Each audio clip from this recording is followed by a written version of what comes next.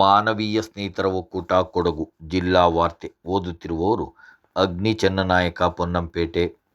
ಪೊನ್ನಂಪೇಟೆ ಗ್ರಾಮ ಪಂಚಾಯಿತಿ ವ್ಯಾಪ್ತಿಯ 1ನೇ ವಿಭಾಗದ ಕುಂದ ರಸ್ತೆಯಲ್ಲಿರುವ ಸತೀಶ್ ಕೆಬಿ ಎಂಬುವರಿಗೆ ಸೇರಿದ ಬಾಡಿಗೆ ಮನೆಯಲ್ಲಿ ವಾಸವಿದ್ದ ಮೋನಪ್ಪ ಬಿಎ ಎಂಬುವರ ಮನೆಯಲ್ಲಿ ಇಂದು ಮಧ್ಯಾಹ್ನ 3 ಗಂಟೆ ಸಮಯದಲ್ಲಿ ಆಕಸ್ಮಿಕವಾಗಿ ಬೆಂಕಿ ಕಾಣಿಸಿಕೊಂಡಿದ್ದು, ಬೆಂಕಿಯ ಕೆನ್ನಾಲಿಗೆಗೆ ಮನೆಯ ಮೇಲ್ಛಾವಣಿ ಸಂಪೂರ್ಣವಾಗಿ ಹೊತ್ತಿ ಉರಿದು ಹೋಗಿದೆ. ಮನೆಯೊಳಗಿದ್ದ ಟಿವಿ, ರೆಫ್ರಿಜರೇಟರ್, ವಾಷಿಂಗ್ ಮೆಷಿನ್ ಮತ್ತು ಬಟ್ಟೆ ಬರೆಗಳು ಸುಟ್ಟು ಕರಕಲಾಗಿದ್ದು, ಅಪಾರ ಪ್ರಮಾಣದ ನಷ್ಟ ಸಂಭವಿಸಿದೆ. ಬೆಂಕಿ ಹೊತ್ತಿಕೊಂಡ ಮನೆ ಹೊತ್ತಿನಲ್ಲೇ ಇರುವ ವಿವೇಕ್ ಕೆಎಸ್ ಎಂಬುವರು ವಾಸಿಸುತ್ತಿದ್ದ ಮನೆಗೂ ಬೆಂಕಿ ವ್ಯಾಪಿಸಿದ್ದು, ಮನೆಯ ಮೇಲ್ಛಾವಣಿ ಸೇರಿದಂತೆ ಮನೆಯ ಪೀಠೋಪಕರಣಗಳು ಹಾಗೂ ಬಟ್ಟೆ ಬರೆಗಳು ಸುಟ್ಟು ಹೋಗಿದ್ದು ನಷ್ಟ ಸಂಭವಿಸಿದೆ. ಬೆಂಕಿ ತಗುಲಿದ ಸಂದರ್ಭ ಸ್ಥಳೀಯರು ಗೋಣಿಕೊಪ್ಪಲು ಅಗ್ನಿಶಾಮಕ ಠಾಣೆಗೆ ಮಾಹಿತಿ ನೀಡಿದ್ದು, ಅಗ್ನಿಶಾಮಕ ದಳದವರು ಕೂಡಲೇ ಘಟನಾ ಸ್ಥಳಕ್ಕೆ ಆಗಮಿಸಿ ಬೆಂಕಿ ನಂದಿಸುವಲ್ಲಿ ಯಶಸ್ವಿಯಾಗಿದ್ದು, ಹೆಚ್ಚಿನ ಅನಾಹುತವನ್ನು ತಪ್ಪಿಸಿದ್ದಾರೆ. ಬೆಂಕಿ ಹೊತ್ತಿಕೊಂಡ ಸಂದರ್ಭ ಮನೆಯಲ್ಲಿ ಯಾರೂ ಇರದಿದ್ದ ಕಾರಣ ಯಾವುದೇ ಜೀವಹಾನಿ ಸಂಭವಿಸಿಲ್ಲ.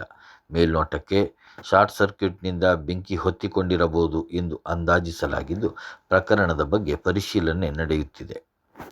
ಕುಶಾಲನಗರ ಪೊಲೀಸ್ ಠಾಣಾ ವ್ಯಾಪ್ತಿಯಲ್ಲಿ ಅಕ್ರಮ ಗಾಂಜಾ ಮಾರಾಟ, ಸರಬರಾಜಿನ 2 ಪ್ರತ್ಯೇಕ ಪ್ರಕರಣಗಳನ್ನು ಭೇದಿಸಿರುವ ಪೊಲೀಸರು ಒಟ್ಟು 5 ಆರೋಪಿಗಳನ್ನು ಬಂಧಿಸಿದ್ದಾರೆ.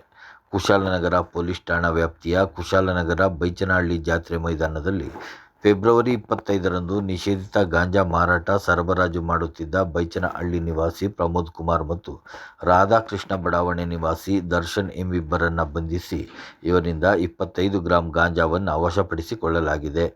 ಆರೋಪಿಗಳನ್ನು ನ್ಯಾಯಾಲಯಕ್ಕೆ ಹಾಜರುಪಡಿಸಲಾಗಿದೆ. ಮತ್ತೊಂದು ಪ್ರಕರಣದಲ್ಲಿ ಕುಶಾಲನಗರ ಬೈಚನಹಳ್ಳಿ ರೈತ ಸಹಕಾರ ಸಂಘದ ಸಮೀಪ ನಿಷೇಧಿತ ಗಾಂಜಾವನ್ನು ಬಳಕೆ ಮಾಡುತ್ತಿದ್ದ ಆರೋಪದಲ್ಲಿ ಬೈಚನಹಳ್ಳಿ ನಿವಾಸಿ ರವಿಕುಮಾರ್, ನಿಖಿಲ್ ಕುಮಾರ್ ಮತ್ತು ಯೋಗಾನಂದ ಬಡಾವಣೆಯ ನಿವಾಸಿ ಶರತ್ ನಾಯಕ್ ಎಂಬುವರನ್ನು ಬಂಧಿಸಿ ನ್ಯಾಯಾಲಯಕ್ಕೆ ಹಾಜರುಪಡಿಸಲಾಗಿದೆ. ಸೋಮವಾರಪೇಟೆ ಪೊಲೀಸ್ ಉಪ ವಿಭಾಗದ ಡಿಎಸ್ಪಿ ಡಿವಿ ಗಂಗಾಧರಪ್ಪ, ಕುಶಾಲನಗರ ವೃತ್ತ ನಿರೀಕ್ಷಕರಾದ BG Prakash, sub inspector Geetha ಮತ್ತು ಸಿಬ್ಬಂದಿಗಳ ತಂಡ ಈ ಕಾರ್ಯಾಚರಣೆ ನಡೆಸಿ ಆರೋಪಿಗಳನ್ನು ಬಂಧಿಸುವಲ್ಲಿ ಯಶಸ್ವಿಯಾಗಿದ್ದಾರೆ. ಈ 2 ಪ್ರತ್ಯೇಕ ಪ್ರಕರಣಗಳನ್ನು ಪತ್ತೆ ಹಚ್ಚಿ ಆರೋಪಿಗಳನ್ನು ಬಂಧಿಸುವಲ್ಲಿ ಉತ್ತಮವಾಗಿ ಕಾರ್ಯನಿರ್ವಹಿಸಿರುವ ಪೊಲೀಸ್ ಅಧಿಕಾರಿಗಳು ಮತ್ತು ಸಿಬ್ಬಂದಿಗಳನ್ನು ಜಿಲ್ಲಾ ಪೊಲೀಸ್ ವರಿಷ್ಠಾಧಿಕಾರಿ ಕೆ. ರಾಮರಾಜನ್ ಅವರು ಶ್ಲಾಘಿಸಿದ್ದಾರೆ. ಕೊಡಗು ವಿಶ್ವವಿದ್ಯಾಲಯವನ್ನು ಮುಚ್ಚದಂತೆ ಒತ್ತಾಯಿಸಿ ಸಂಸದ ಯದುವೀರ್ ಒಡೆಯರ್ ಅವರ ನೇತೃತ್ವದಲ್ಲಿ ಮಾಜಿ ಸಚಿವ ಅಪ್ಪಚ್ಚು ರಂಜನ್ ಹಾಗೂ ಎಬಿವಿಪಿ ವತಿಯಿಂದ ನಾಳೆ ಅಳ್ವಾರದಿಂದ ಕುಶಾಲನಗರದವರೆಗೆ 16 ಕಿಲೋಮೀಟರ್ ಪಾದಯಾತ್ರೆ ಹಮ್ಮಿಕೊಳ್ಳಲಾಗಿದೆ. ಪಾದಯಾತ್ರೆಯು ನಾಳೆ ಬೆಳಗ್ಗೆ 9:30ಕ್ಕೆ ಆರಂಭಗೊಳ್ಳಲಿದೆ. ತೋಟಗಾರಿಕೆ ಇಲಾಖೆ ಅಧೀನದ ತೋಟಗಾರಿಕೆ ತರಬೇತಿ ಕೇಂದ್ರಗಳಲ್ಲಿ ರೈತ ಮಕ್ಕಳಿಗೆ 10 ತಿಂಗಳ ತೋಟಗಾರಿಕೆ ತರಬೇತಿಯು 2025ರ ಮೇ 2ರಿಂದ 2026ರ ಫೆಬ್ರವರಿ 28ರವರೆಗೆ ಹಾಸನ ಜಿಲ್ಲೆಯ ಸೋಮನಹಳ್ಳಿ ಕಾವಲ್ ತೋಟಗಾರಿಕೆ ತರಬೇತಿ ಕೇಂದ್ರದಲ್ಲಿ ನಡೆಯಲಿದ್ದು, ಈ ಸಂಬಂಧ ಅರ್ಹ ಅಭ್ಯರ್ಥಿಗಳಿಂದ ಅರ್ಜಿ ಆಹ್ವಾನಿಸಲಾಗಿದೆ. ಭರ್ತಿ ಮಾಡಿದ ಅರ್ಜಿ ಸಲ್ಲಿಸಲು 2025ರ ಮಾರ್ಚ್ 31 ಸಂಜೆ 5:30 ಕೊನೆಯ ದಿನವಾಗಿದೆ. ಲೀಡ್ ಬ್ಯಾಂಕ್ ಹಾಗೂ ಯೂನಿಯನ್ ಬ್ಯಾಂಕ್ ಅವಾರ್ಡ್ ಸಂಸ್ಥೆಯ ಸಹಯೋಗದಲ್ಲಿ ಅಮ್ಮತ್ತಿಯ ಸರ್ಕಾರಿ ಹಿರಿಯ ಪ್ರಾಥಮಿಕ ಶಾಲಾ ಸಭಾಂಗಣದಲ್ಲಿ ಇಂದು ಆರ್ಥಿಕ ಸಾಕ್ಷರತಾ ಸಪ್ತಾಹ ಜರುಗಿತು. ಆರ್ಥಿಕ ಸಾಕ್ಷರತಾ ಕೌನ್ಸಿಲರ್ ಜೆ.ಕೆ. ಮಂಜುಳಾ ಅವರು ಸಂಪನ್ಮೂಲ ವ್ಯಕ್ತಿಯಾಗಿ ಪಾಲ್ಗೊಂಡು ಆರ್ಥಿಕ ಸಾಕ್ಷರತಾ ಮಹಿಳೆಯರ ಸಮೃದ್ಧಿ ವಿಚಾರವಾಗಿ ಮಾತನಾಡಿದರು.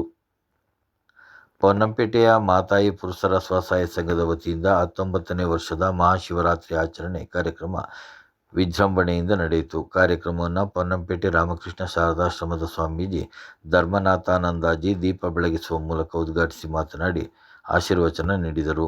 ಕಾರ್ಯಕ್ರಮದಲ್ಲಿ ನಿವೃತ್ತ ಯೋಧ ಜೋಡುಬೀಟಿ ನಿವಾಸಿ ಎ.ಕೆ. ತಿಮ್ಮಯ್ಯ, ಸಮಾಜ ಸೇವಕರು ಹಾಗೂ ರಾಜ್ಯ ಪ್ರಶಸ್ತಿ ವಿಜೇತರಾದ ಕೈಬುಲಿರ ಪಾರ್ವತಿ, ಸಾಹಿತಿ ಟಿ.ಆರ್. ವಿನೋದ್ ಅವರುಗಳನ್ನು ಸಂಘದ ವತಿಯಿಂದ ಸನ್ಮಾನಿಸಲಾಯಿತು.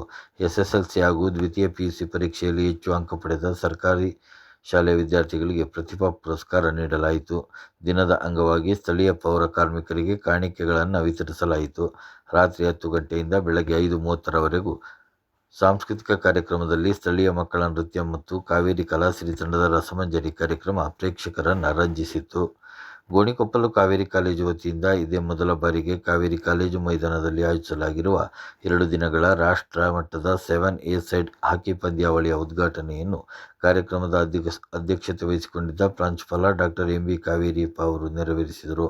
ನಂತರ ಮಾತನಾಡಿದ ಅವರು, ಕೊಡಗು ಜಿಲ್ಲೆಯ ಸಾಕಷ್ಟು ಹಾಕಿಪಟುಗಳು ರಾಷ್ಟ್ರ ಹಾಗೂ ಅಂತಾರಾಷ್ಟ್ರೀಯ ಮಟ್ಟದಲ್ಲಿ ಹೆಸರು ಮಾಡಿದ್ದಾರೆ. ಕೊಡಗಿನ ಜನತೆ ಕ್ರೀಡೆ ಮತ್ತು ಸೇನೆಗೆ ತನ್ನದೇ ಆದ ಕೊಡುಗೆಯನ್ನು ನೀಡುತ್ತಾ ಬರುತ್ತಿದ್ದಾರೆ. ಆದರೆ ಇತ್ತೀಚಿನ ದಿನಗಳಲ್ಲಿ ಅಂತಾರಾಷ್ಟ್ರೀಯ ಮಟ್ಟದಲ್ಲಿ ಕೊಡಗಿನ ಹಾಕಿಪಟುಗಳು ಕಾಣಿಸಿಕೊಳ್ಳುತ್ತಿಲ್ಲ. ಈ ಹಿನ್ನೆಲೆಯಲ್ಲಿ ಜಿಲ್ಲೆಯ ಯುವಕರನ್ನು ಹಾಕಿಯತ್ತ ಸೆಳೆಯಲು ಇಂಥ ಕ್ರೀಡೆಗಳು ಸಹಕಾರಿಯಾಗಲಿವೆ. ಹಲವಾರು ಕ್ರೀಡಾಪ್ರೇಮಿಗಳ ದಾನಿಗಳ ಸಹಕಾರದಿಂದ ನಮ್ಮ ಕಾಲೇಜಿನಲ್ಲಿ ರಾಷ್ಟ್ರಮಟ್ಟದ ಹಾಕಿ ಪಂದ್ಯಾಟವನ್ನು ನಡೆಸಲು ಸಾಧ್ಯವಾಗಿದೆ ಎಂದರು. ನಾಳೆ ಈ ಪಂದ್ಯಾವಳಿಯ ಸಮಾರೋಪ ಸಮಾರಂಭ ನಡೆಯಲಿದೆ. ಇಲ್ಲಿಗೆ ಜಿಲ್ಲಾ ವಾರ್ತೆ ಮುಕ್ತಾಯವಾಯಿತು.